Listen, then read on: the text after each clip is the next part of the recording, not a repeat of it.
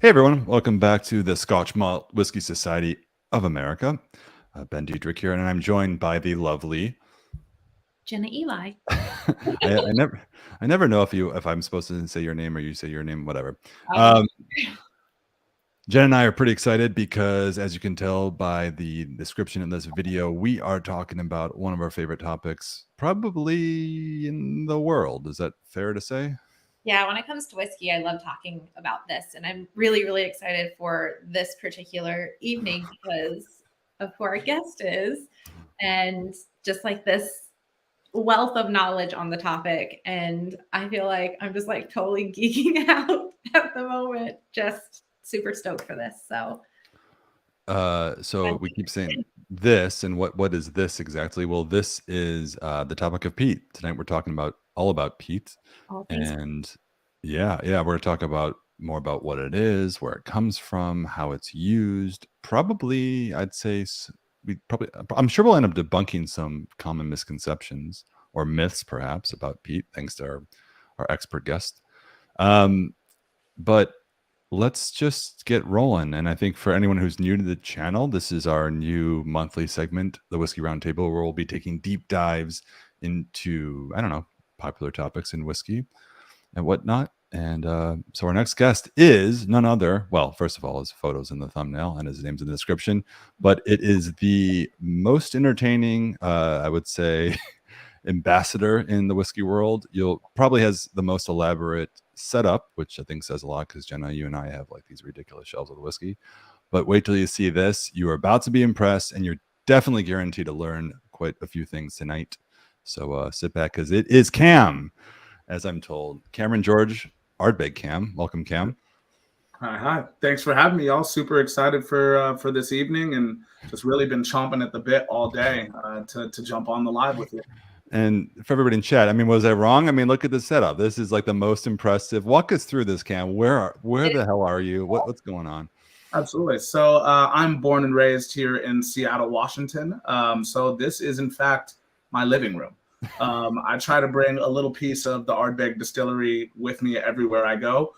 Just so happens that there's a lot of it here at my house. So, of course, behind me, I've got Shorty, who is the canine mascot of the distillery. I've also got the roundel, signifying that this is, in fact, an Ardbeg embassy, actually Ardbeg's only embassy here in the United States at my house. So if you ever are in Seattle, please, I encourage you to come over and get your fill of as many different begs as you can possibly fit into your glass. Books trip to Seattle. yeah. Immediately. Well, Cam, first of all, thanks for being here. It's good to see you. We were talking earlier. Cam and we met maybe a couple of years ago. I think we saw each other online, and typical. That's how Jen and I met. We saw each other online, and now look where we are. But yeah, Cam, with your elaborate setup, I remember we were doing a virtual whiskey tasting during the pandemic. That was a lot of fun. You were like a wealth of information, and then I think as I got to know you and getting there in person, I just thought you had so much knowledge on PEAT. And I think for a lot of society members, we have people with all varying levels of knowledge or interest in whiskey. Of course, the passion I think is unanimous, but in terms of like their own personal pursuit of information and knowledge for whiskey, I think you offer a level that, quite frankly, even Jen and I, who consider ourselves professionals, like, it's a new level, it's a new tier.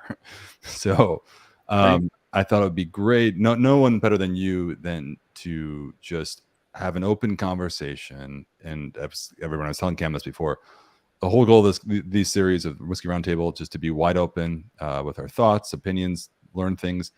Definitely would encourage everybody in chat, if you're watching this live, to ask a question, and we'll try to address as many questions as possible on the topic. But it'll be fun. And yeah, did I miss anything else? I mean, so far, I just want to say real quick, a lot of people, a lot of greetings from people in the chat. Some people have said they've seen you at tastings in person. Pretty excited. Getting the impression they wouldn't be watching this without you, which is, I don't know about that. That's a little hurtful. But so yeah, so everybody, if you're watching, I would highly encourage you to pour a peated whiskey of some sort. I guarantee, well, maybe not guarantee, by the end of this little stream, you will have learned a lot more about what it is in your glass. Cam, what's in your glass? Man, You know, I thought about pouring myself something from Ardbeg, of course, but then earlier this You afternoon, have it. I received a package that ended up coming from you. So Yeah, I think it is only appropriate that I have something from SMWS in my glass this afternoon/evening for us. So if you don't mind, can I pour myself? Open that thing up. Yeah.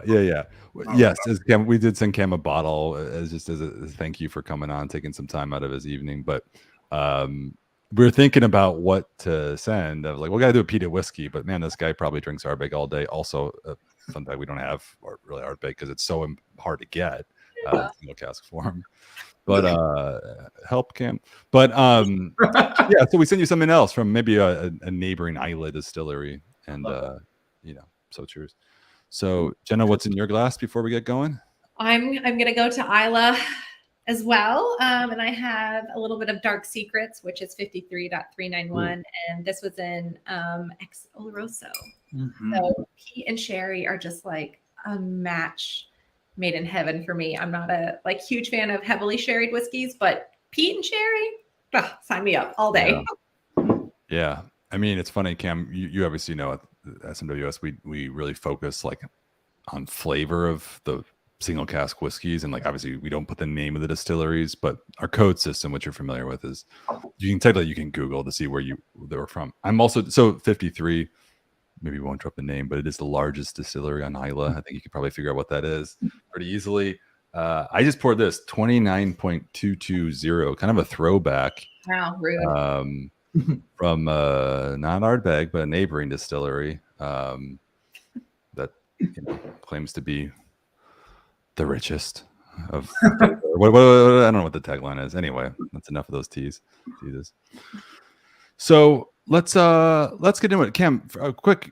Oh, sorry. What's in yours, glass? Can you even show us the bottle? I forgot. Yeah, absolutely. So I believe you had sent me, what is this? 3.337. Okay. Second fill ex bourbon hogshead casks. I'm super excited. I think of the whiskey brands across the world, especially the notable ones, SMWS I think has the most eloquent tasting notes for sure. And so I've been absolutely just savoring and just absolutely salivating at the mouth all day.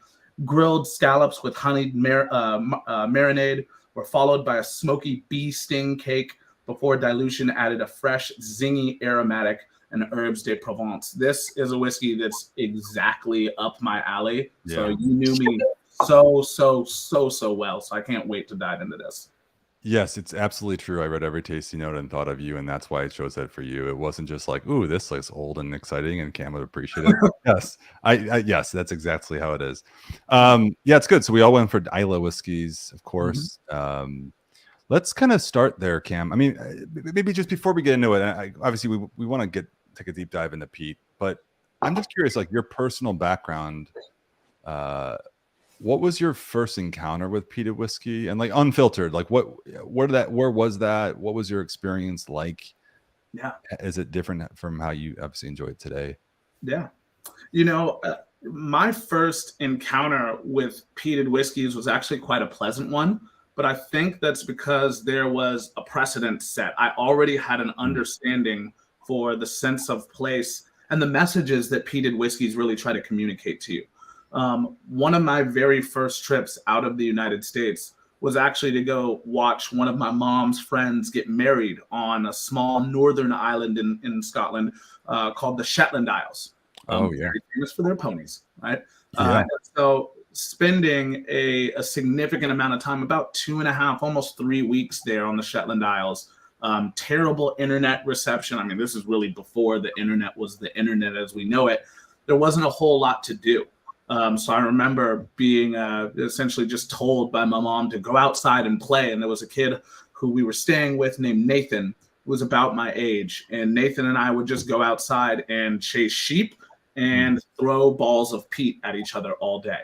So I've quite literally been blessed enough to play in the peat well before I ever decided to make it a career. For me, I think that peated whiskeys offer an incredibly interesting offering.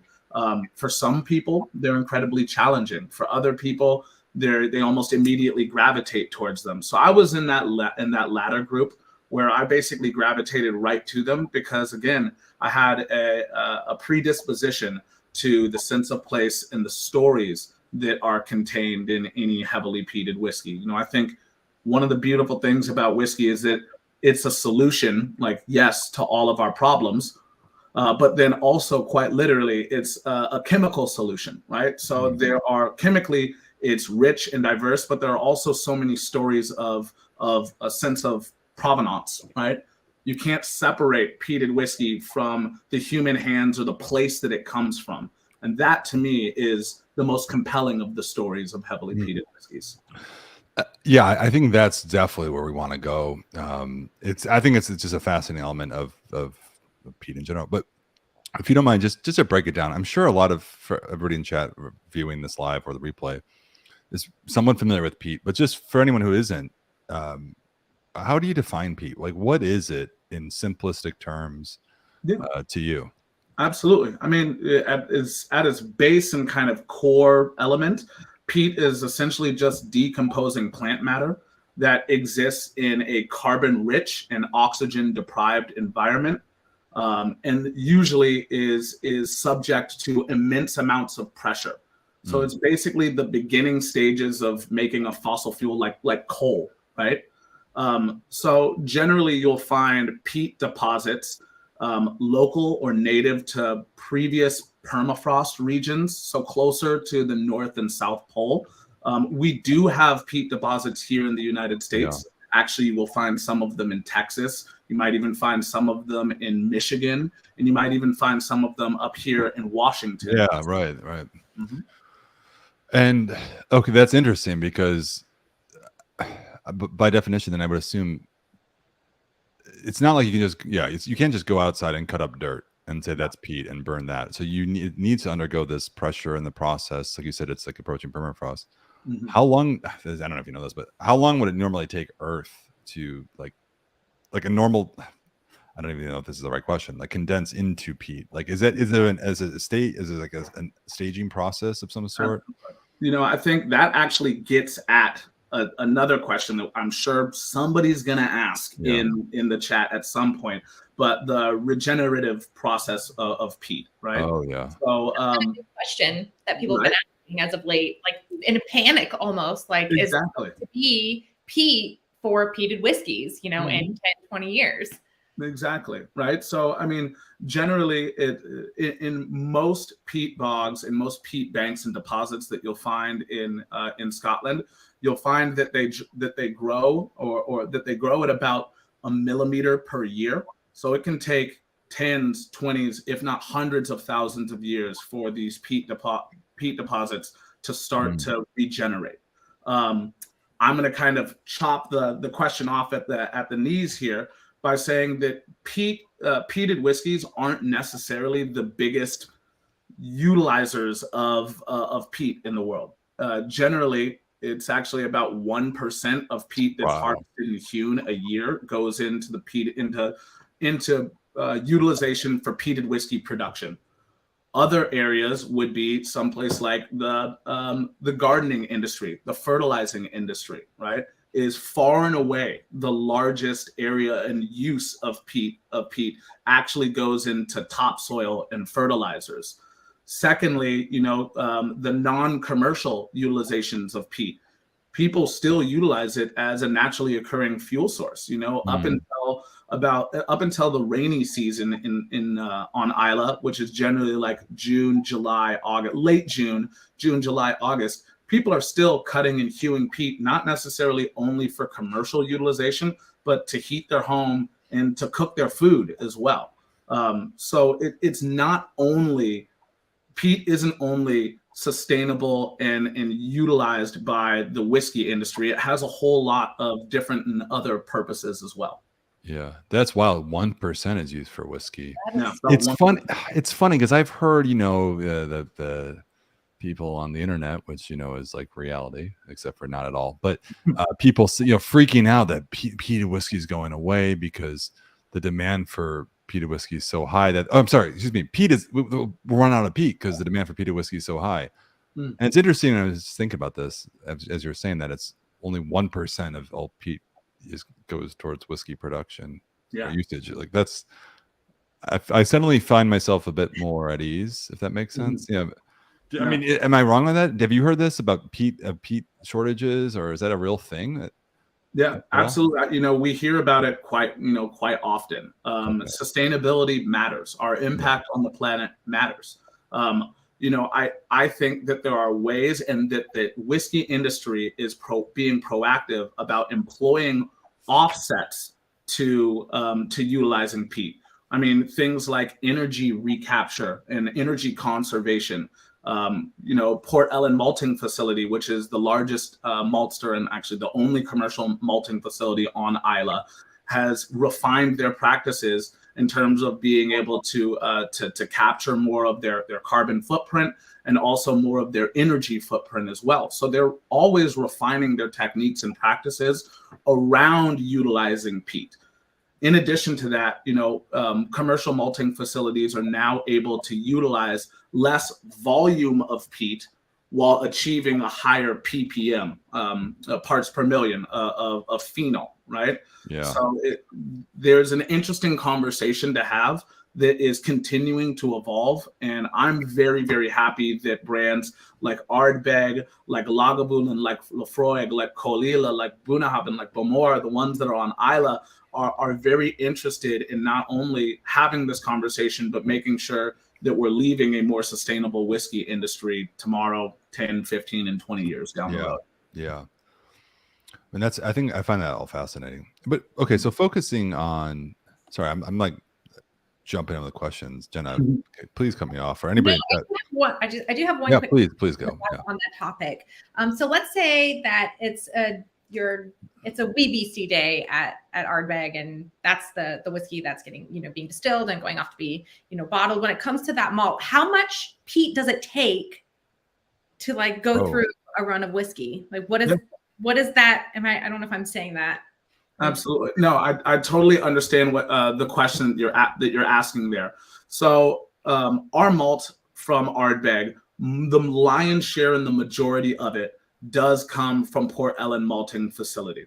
Port Ellen malting facility is a rather small maltings facility, even though it's the largest building on Islay and it's, you know, 4 stories tall and it looks huge and it looks gargantuan. But in comparison to something like, you know, a Cameron Bridge malting facility, Port Ellen looks quite small. Main differences in between that and other malting facilities is Port Ellen is what's known as a drum malting facility, right? Where not everything is done in one contained environment and one contained silo. So just to kind of walk you through some of the steps there at Port Ellen will intake unmalted barley or green barley or green barley. They will put them into a grain elevator that basically takes it up to like about 3/4 of the way up to the roof. They'll load in these giant tanks basically by dropping the grain in through the roof and at the same time hitting it with sparging water to diffuse the point of pressure in the weight, right? So effectively, they're dropping in this grain, they're soaking it at the same time. That barley is now starting to think, hey, I'm now needing to go through an enzymatic conversion where I'm changing the starches inside of the barley into fermentable sugars, which are going to later on be the food for the yeast. Now, after that started to happen, now you need to move it into the drums. And these germination drums basically turn very, very slowly, basically not allowing what are called chits, the rootlets of the barley, to cling together. After that, after it's gone through this malting process, now you need to stop it. So this is where peat becomes the key element. Through the first 12 hours, you're going to utilize peat as the primary fuel source. This is called pre-break. Post-break, you're going to move on to a secondary fuel source. Temperature is going to go up, but the smoke that you're generating is going to take a plummet, right? So generally, the kilns at Port Ellen malting facility are generally loaded with about 1 ton to 1.5 tons of peat, Yeah.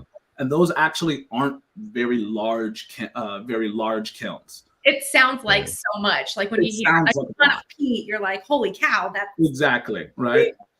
Yeah, Exactly. I'm trying to think. Like I'm thinking of a car. Like got a car that's a few tons SUV. Like so in my mind, I'm like, actually, that's not so much. But I'm sure if you put it that way, like just a car's worth of peat. But I'm sure it's a Chevy Blazer. The Chevy Blazer. Yeah. Yeah, I was gonna say like a Kia Sorento, but anyway, yeah. Like no, it's a lot of peat. I mean, it's really. I haven't really like quantified the usage in that way. Yeah. So peat basically at that point, okay, so it's thrown in the kiln fire. So sorry, was there more to the yes, I want to keep hearing the process. Yeah.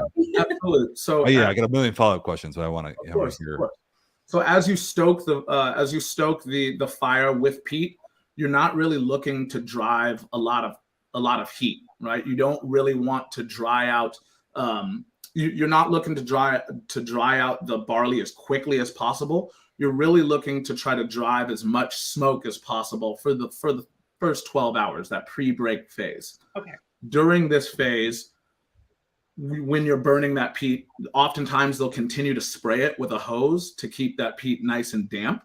To make sure that the peat does light, most times the peat will be drawn from what's called the peat shed, which is right behind Port Ellen Maltings, where that peat has been sitting for about 60 to almost 90 days. And that's after it already being stacked in what you call moinas or croix, which are basically these little peat towers. If you ever see them, they're like rooks that you can see as you're driving across the island. You'll oftentimes see these little peat stacks that are stacked maybe like 4 to 5 bricks high. The reason that they stack them like that is to basically ensure airflow and make sure that the peat dries with a nice crust so you can pick it up and move it almost like bricks. And then once it's in the peating shed, then it starts to crumble. And so they're actually utilizing it as almost like pellets, almost like peat pellets, or like almost like a finer dust. At that point, they'll be spraying it with water, ensuring that it maintains a little bit of moisture. And that moisture is key because you're actually looking to drive something called a phenol, which exists in a hydroaromatic. It's a hydroaromatic compound that exists in a benzene ring. So these phenols they ride the smoke. Smoke becomes the vehicle, and they attach themselves to the outside of the barley during the first 12 hours. Now, after that first 12 hours, kill off the peat. Now you switch to natural gas, the temperature goes up, and now you're actually looking to dry the outside of the malted barley to prep it to be moved from Port Ellen Maltings to whatever its end destination is. Right. At Ardbeg, we only answer the phone and take malted barley from Port Ellen if it comes back measuring over 55 parts per million of that phenol. That measurement is taken by something called HPLC, high performance liquid chromatography. And that's basically where you make a solution out of, you steep some of the barley in a solution. It renders all of the phenols that are active into the solution. And then you actually take a measurement utilizing light to see, how the light reacts with different phenolic compounds that have different densities and weights. Oh my gosh, that is. Okay, so you brought up, I think, the 3 golden letters that everybody seems to reference, but I feel that most don't really understand is PPM.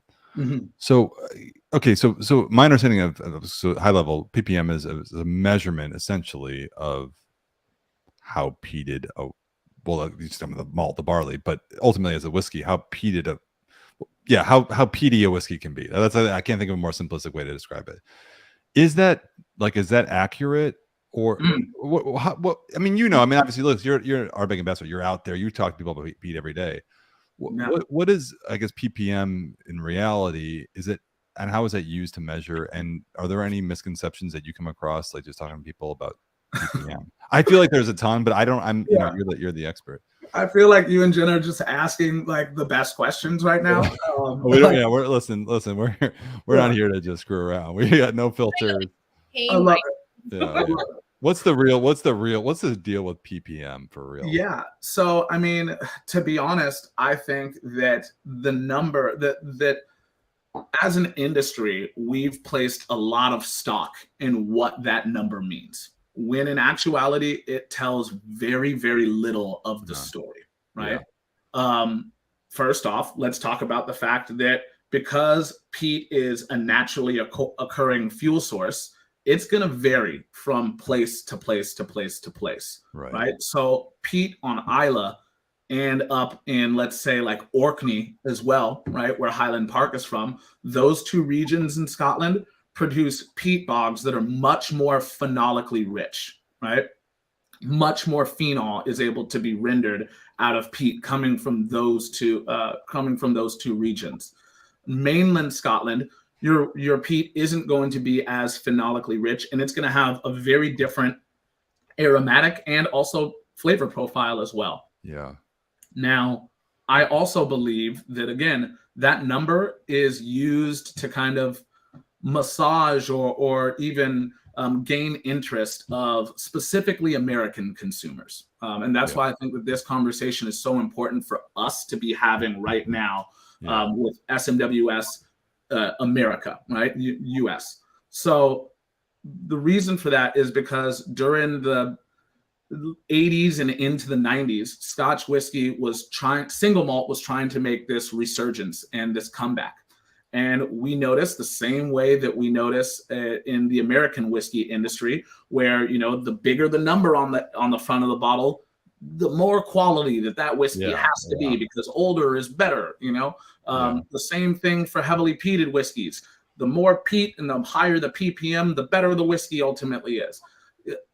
I happen to like heavily peated whiskeys, but I don't think that that's always necessarily true, right? And then let's talk about the fact that even at Ardbeg, even though we make the most heavily peated whiskeys in regular production, in glass, you're not really necessarily talking about the pre-production driven phenols, right? That's not the only story that you're telling there. In glass, at Ardbeg, we've lost a significant amount of that phenol that was driven from the barley, but we've also gained some that come from the oak and the exchange of spirit in oak as well. So phenols are not only attributed and imbued into a spirit through peat and through the malting process, but when you hear the term PPM, that is what people are referring to. Yeah. That measurement, I think, it would behoove the industry to take that measurement from being pre-production, so just of the barley, and talking about taking HPLC and running it on the actual liquid that's coming out of those casks. That to me is totally okay. Yeah, this is just like the auto industry with the industry obsession of horsepower. I'm not getting too into it, but like, you can measure horsepower in two places, at the crank or at the wheel. And, you know, the automakers will choose whichever one suits them best, really. But, you know, it's not. So I do hear everybody saying PPM. And of course I see that. And it's always, I've seen it as a consumer, you know, enthusiast too. But it's like the old decades of past, like just boasting age. Older is better. Higher PPM is better. And it's funny because I feel like Jenna and we see all these single casks of, you know, like an Isla, 2 casks filled with distillate from the same day, obviously same maltings. Yeah. And when you taste it, the volume of peat or the influence of peat is just considerably different, because, you know, they're different casks. So I don't know. It's just always been like, it's like a good reference, but it's like one of many factors. Agreed. But I just hear people have argued like online, like, oh, I only drink this PPM, or that's too low, or I don't like, or the opposite. It's like, it's too high for me. You know, I'm like, bro, just try that whiskey. Yeah. When you say just peat it. What did you say? I thought you said just peat it. Yeah. Jenna hit something really interesting on the head as well earlier, when you were talking about like not necessarily always being a fan of sherry, but sherry working magic with peat, right? Yeah. There was Hamish Torrig, who was brand manager for Ardbeg when we relaunched the brand in '97. Hamish, he has one of my favorite quotes of all time about Ardbeg. And he's like, I like my Ardbegs mucky. And that's how I feel like sherry responds to heavily peated whiskeys, is it usually makes them a little bit darker, a little bit more ominous, and a little bit more mucky. That, to me, that's right up my alley as well. That's why I like Ardbeg Ugadal is one of my absolute favorite whiskeys, because it's heavily sherry. Right? Yeah, I love that mucky term, because there is just something very different. And I know I keep using this word magical, but it is just like this magical marriage of this, you know, these two just things that make it just so enjoyable. And anytime I see any whiskey, I don't care what the PPM is, you know, that's peated and with sherry, I'm all for it. Like, let's do it. Absolutely. Yeah, I'm gonna. This is a real opinion here. I feel like, you know, I went in my own career, in interest of whiskey, went down the path of loving that style and then convincing myself that, oh well, you know, too much peat or too much sherry can mask the natural essence of a spirit. And now I'm kind of like, okay, I still think it tastes delicious. It's such a unique synergy between like any sort of wine cask, particularly sherry, and peat. You know, okay, you referenced Ugadal. Obviously, is that the flagship of? I mean, when you think of Ardbeg, obviously there's a 10-year-old, so that's pretty classic. I feel like that's the one that is probably the most recommended.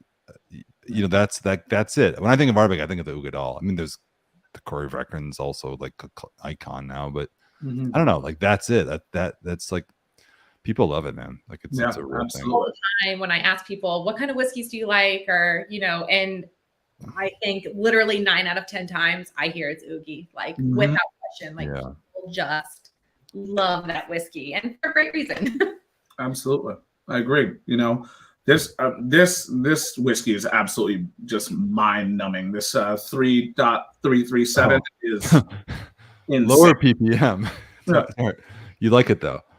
Oh, I absolutely love it. And that's the thing, is that like, even though it may be a lower PPM, still all of the things that are key signifiers of Islay are all right there. There's a floral characteristic that I think oftentimes people kind of miss when they're talking about heavily peated whiskeys or peated whiskeys, especially when they're only aged in ex-bourbon barrels, when there is no sort of sherry cask component or no sort of like secondary cask element. I think Islay whiskeys have this really beautiful like white flower kind of element to them. They also for me, usually have this like very honey, almost like slight oxidation to them coming out of ex-bourbon.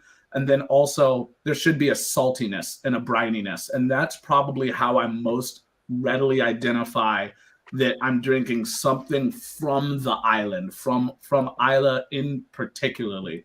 You know, of course, there are other island distilleries in Scotland and other islands that have distilleries on them. But specific to Islay, there's usually a very like front palate, really bright salinity. And this has it in absolute spades. Yeah. Yeah, this is I'm starting a new hashtag after this stream. It's called hashtag Get Jenna Elie ASAP. I think she's been in Scotland. She's never been to Islay, and it's like I can't think of a person who needs to go more in my life. Embarrassing to say it. No, I have been in whiskey for I feel like a long time now, and I love peat so much that I got to get there. I'm sure there's some motivational or inspirational quote about delaying gratification, something that millennials don't do. But you know, it'll happen at the right time. No, I mean, okay. I feel like I enjoyed Islay whiskey for many years before I ever went to Islay, and I feel like the whiskey that's made there, I mean, much of Scotch whiskey as a whole, but particularly Islay whiskey, it can transport you to. It's funny because how I felt like it can transport me to a place I had never even been at the time. You know, obviously I read up about Islay, see YouTube videos.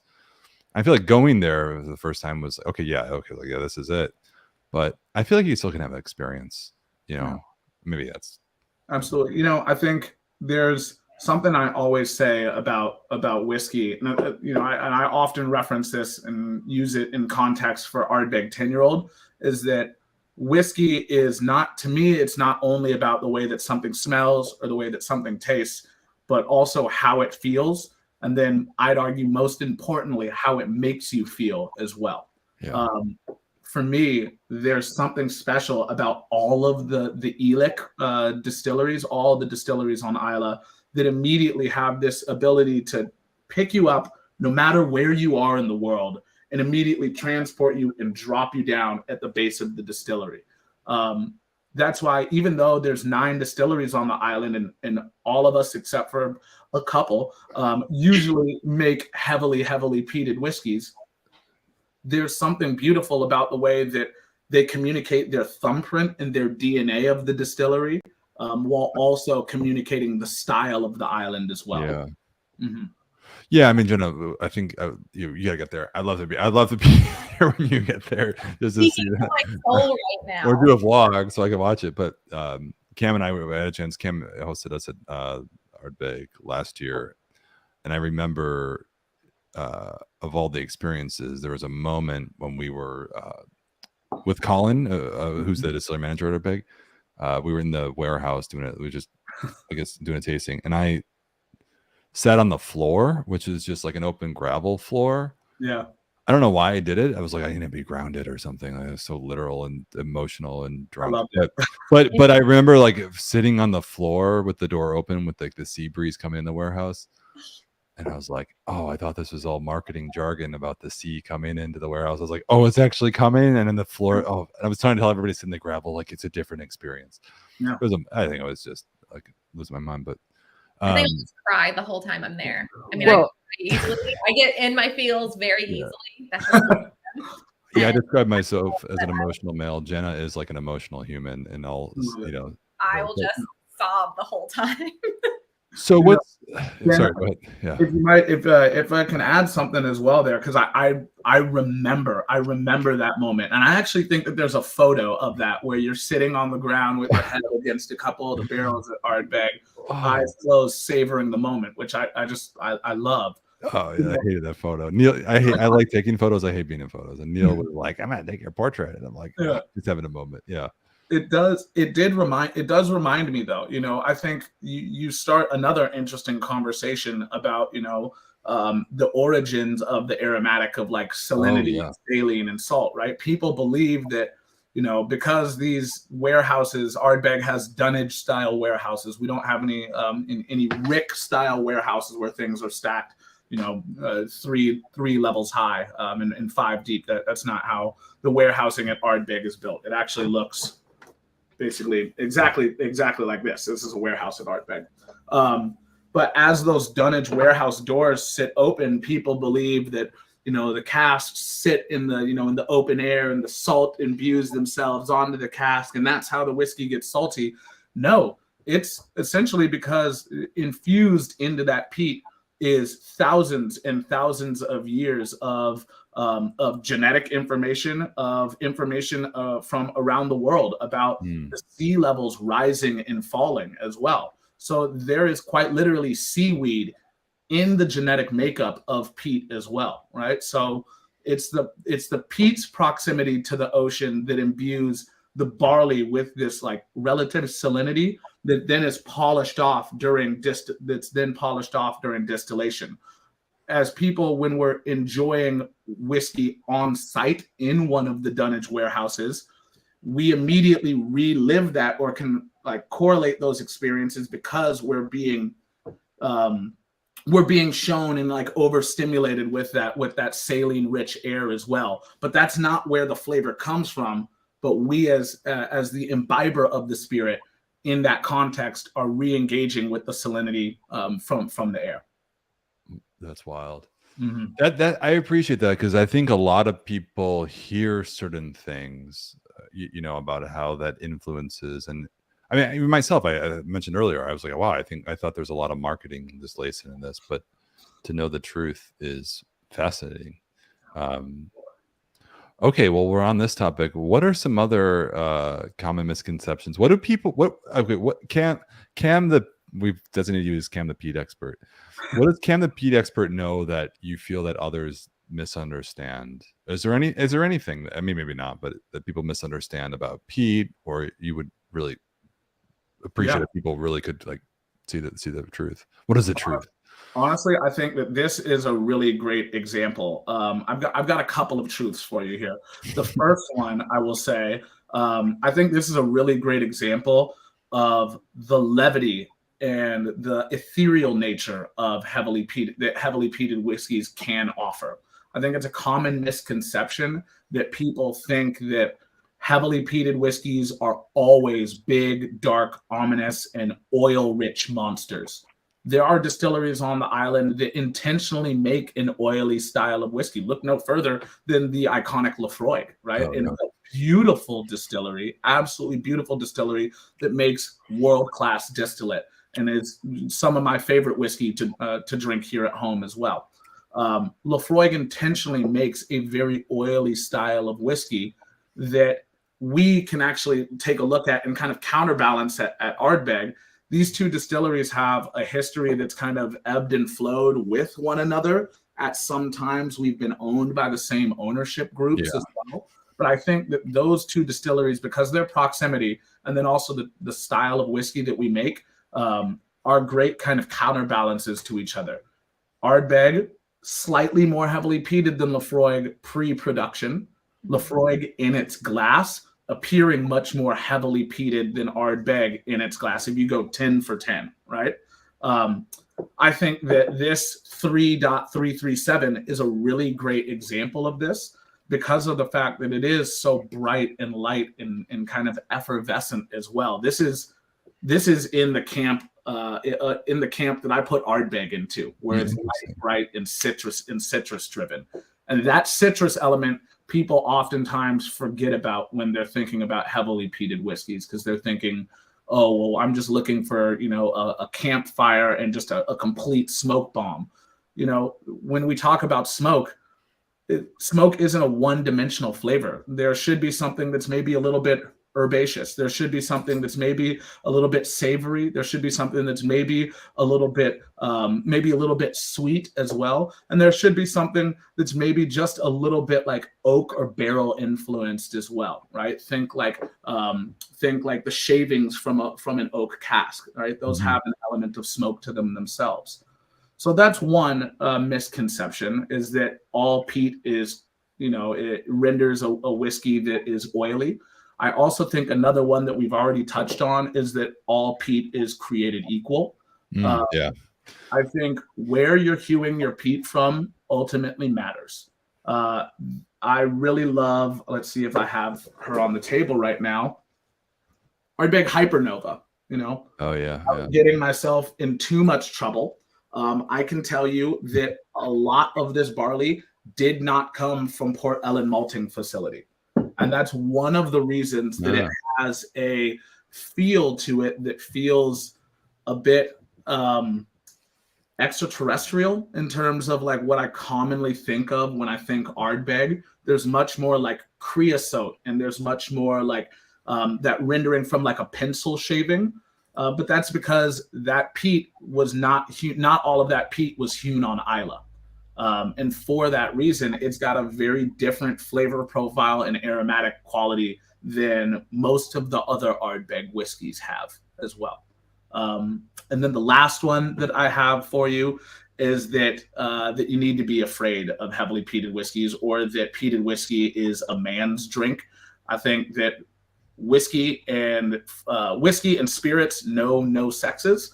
That everybody should be encouraged to open up a glass of whiskey and be challenged by the offering that it has in store for you.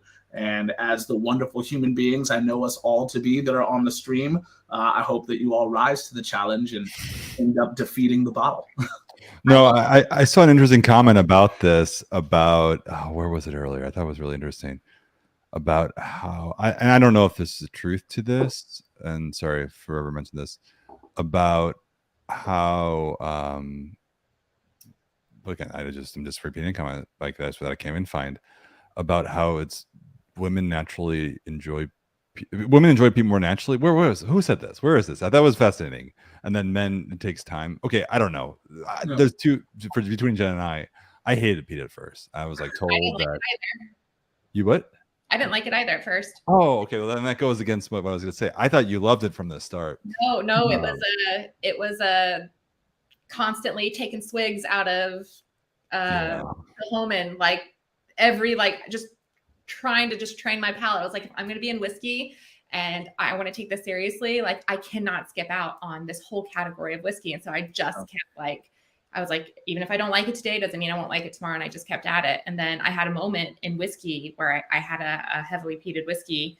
And I was like, wait, what's happening? I was like, not only am I getting peat, but I'm getting so many layers of flavor. Like everything was just so intertwined so beautifully. And it was just like this experience. And I was like, this is what it's like. I was like, I have to know more about this. And from that moment, I've just been like, I love more than I think any other category of whiskey, really digging into peated whiskeys because, as you said, Cam, like there's a challenge to it in a way.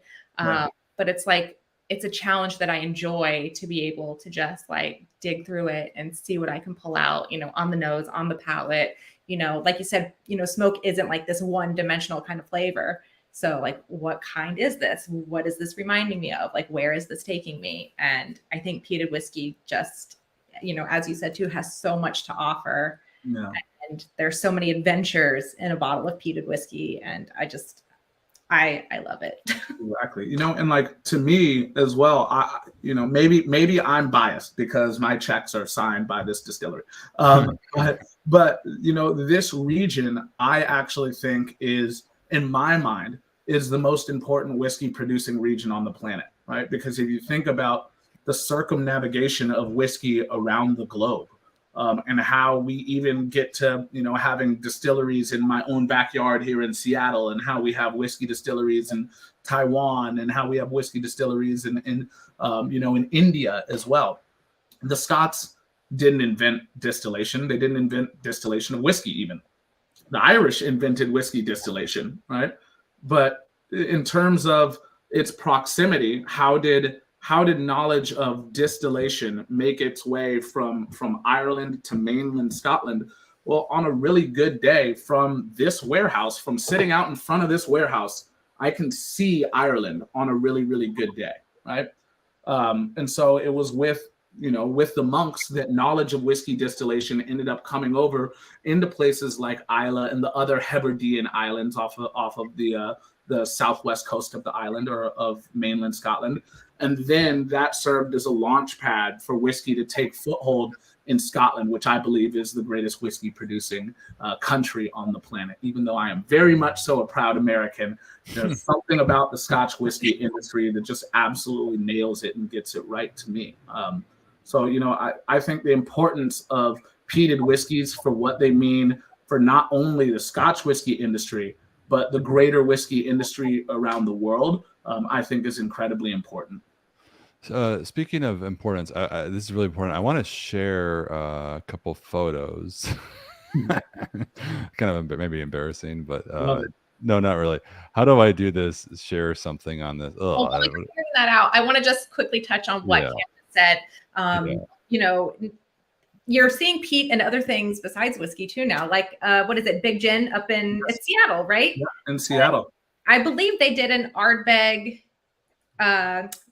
barrel-aged gin. I'm not allowed to talk about that.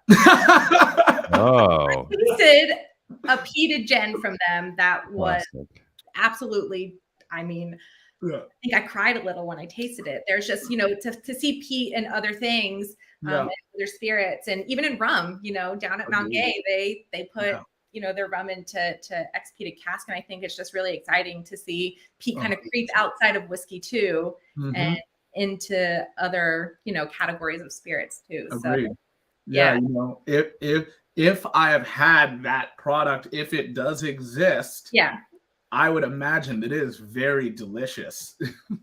I can confirm. So I'm going to share a couple of photos, and I because I'm a millennial going on a boomer, I don't even know how to do this. So I'm going to share this one first. First of all, Cam, this is you on Islay last year. Do you even see this? Oh yeah. So what's going on here, Cam? I see you drinking some Ardbeg Ugadal.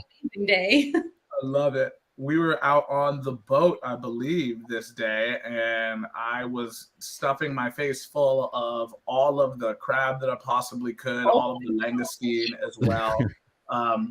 Gus from Isla Sea Adventures, who is a longtime friend of the brand and a true Ardbegian at his himself, was kind enough to take us out on the boats. Gus usually dives down into the water and comes back with a bunch of snacks, including scallop, including some langoustine, and also some crab as well. Yeah. And prepares them right there on the boat. This was incredible.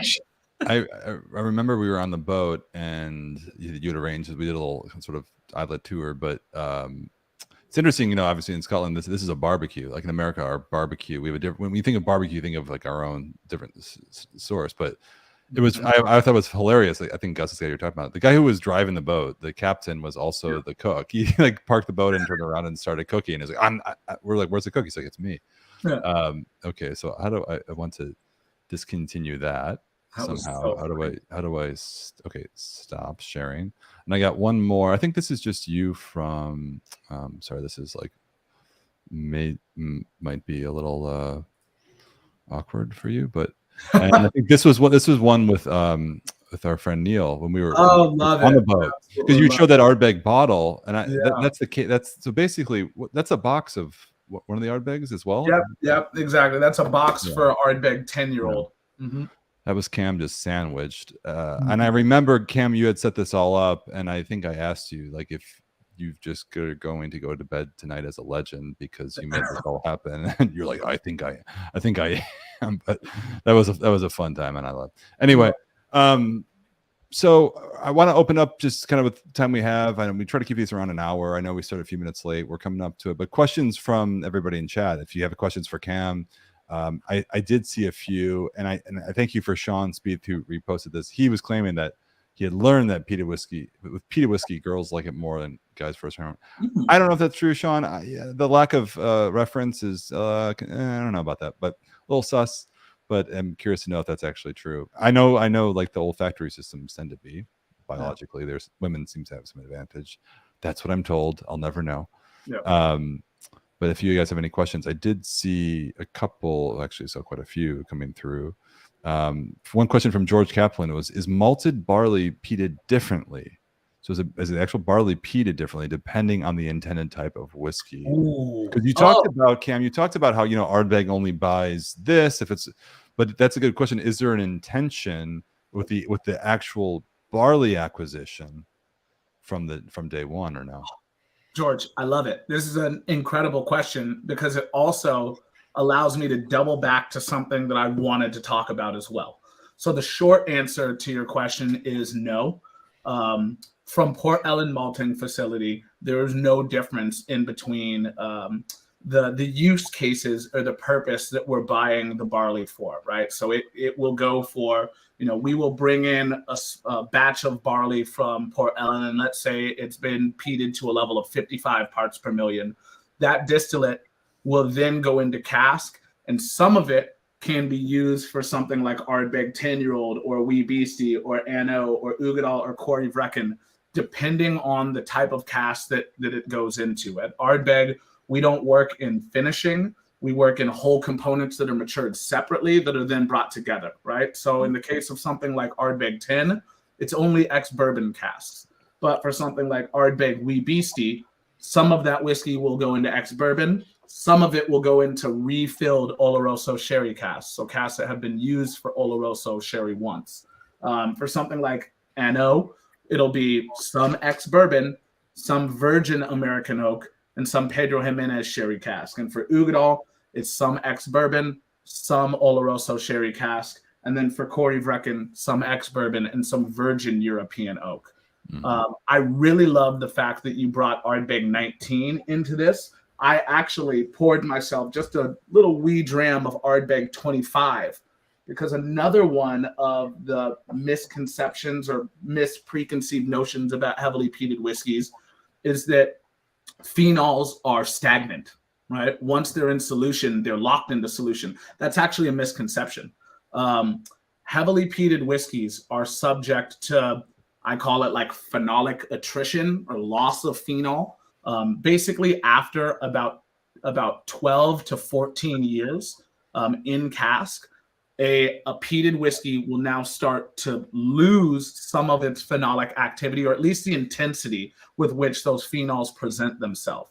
So I poured myself some Ardbeg 25 because I really wanted to see, again, all ex-bourbon in between, 3.337 ex-bourbon hogsheads for what this is. When would this have been bottled? What is it? How old is it? It was laid into distillate in 2004. It was laid into cask. And it's how old on the bottle? Or what's the age of it? 17. All right. So yeah. So this would have been Yeah. I mean, right. Probably within 21, 22. Yeah. Right. In 2021 and 22. So a 17-year-old whiskey alongside of a 25-year-old whiskey.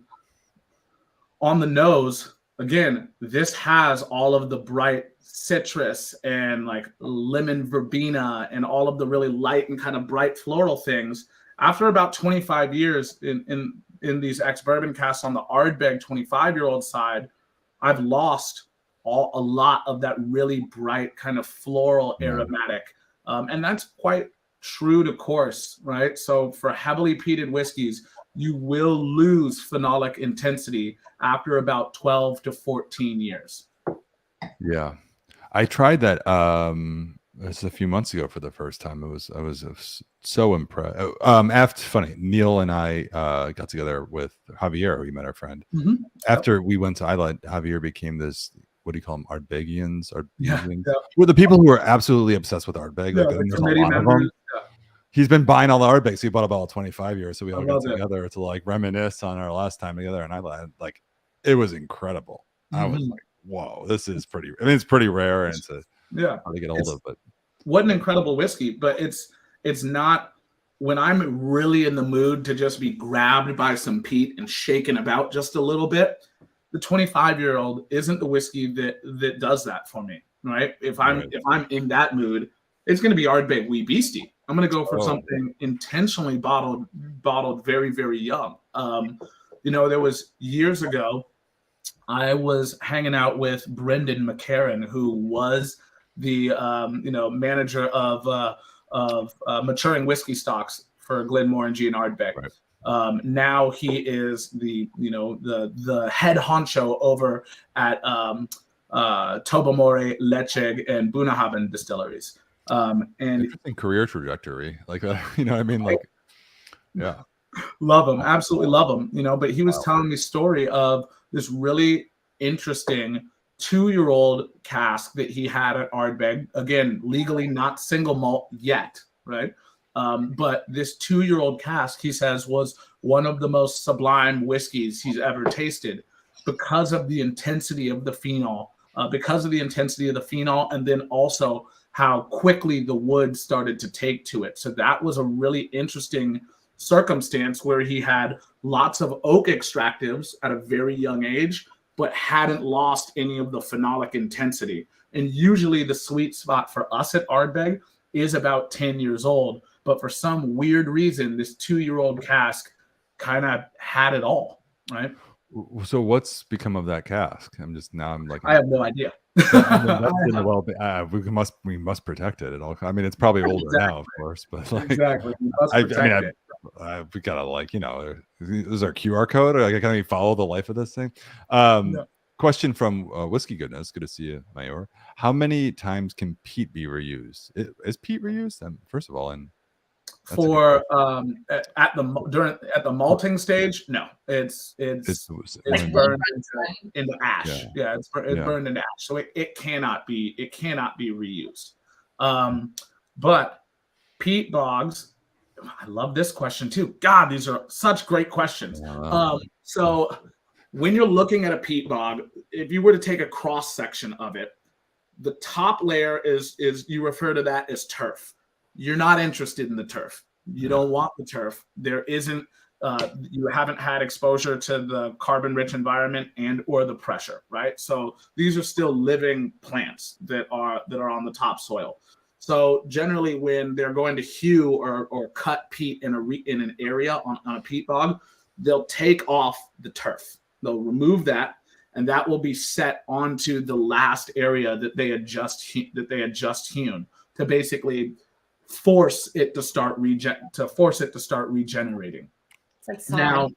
below that, you'll have acrotelm, and then you'll have catatelm, which are the two layers of a peat bog, and then you'll have the water table, right? So the acrotelm is generally about the first 2.5 feet of the bog.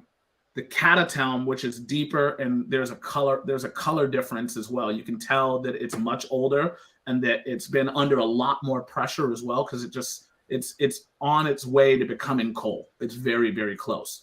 That's generally from about 3.5 feet all the way down to about 5 feet down. And then you'll have the water table after that. So no, you don't reuse peat at the malting level, but by hewing off the topsoil and replanting that onto last year's hew, that's one of the ways that they kind of reseed these peat bogs with themselves. Interesting. Okay.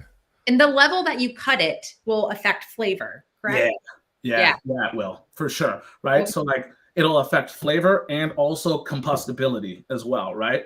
So catatelm, because it's much deeper and it's closer to being coal, is a better fuel source.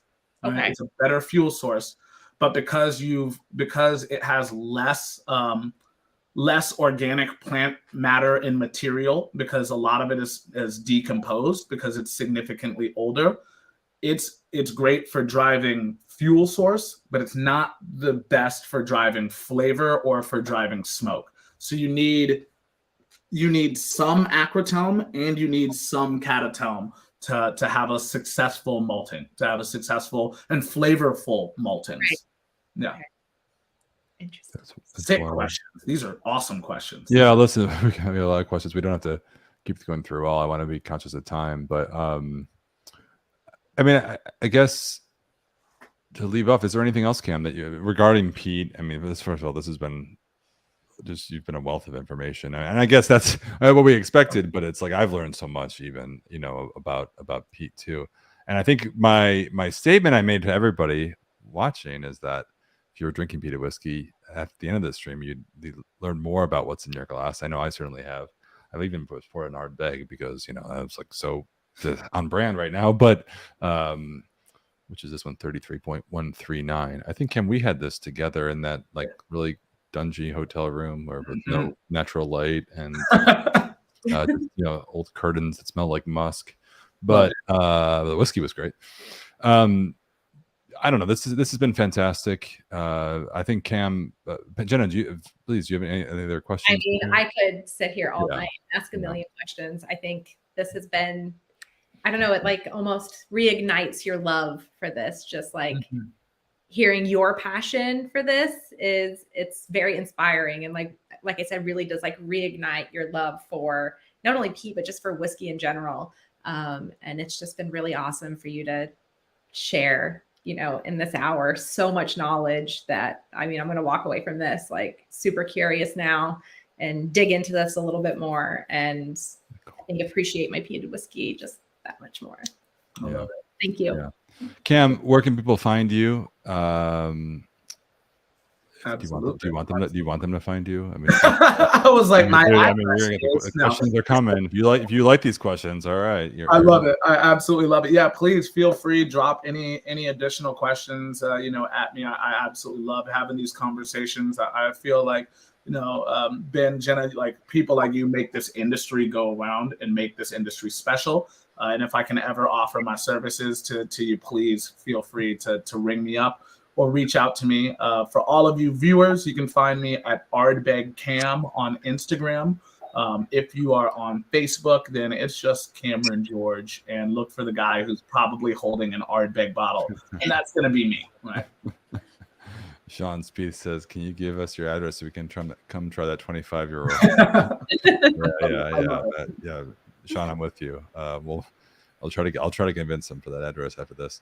Oh wait, no, I have it because we sent him that bottle he's drinking tonight. Okay, Got sure. We'll totally give away his personal information. No, Cam, I think everybody's really appreciates this. A lot of good comments come in. Wealth of information, love it. I'm getting text messages about it, so Yeah, I know. I've been like ignoring my phone. I've been like, oh, wow, I just learned something about malting. Yeah, this Cool. is Cam, really awesome. you're a rock star. Thank you. Thanks everybody for tuning in. For everybody watching tonight, do us a favor if you don't mind. After we end this broadcast, the video will pop up. I'm just really curious. What are the topics you want us to cover? What do you want to learn more about? And I think not just what you want to learn about. I think we're trying to take this approach of debunking myths, getting down to the truth. This is like an unintended objective of this session, which is just to have fun and learn about whiskey. But I think really it's an opportunity to get people like Cam on, learn the truth, I think debunk myths, have fun, drink some good whiskey.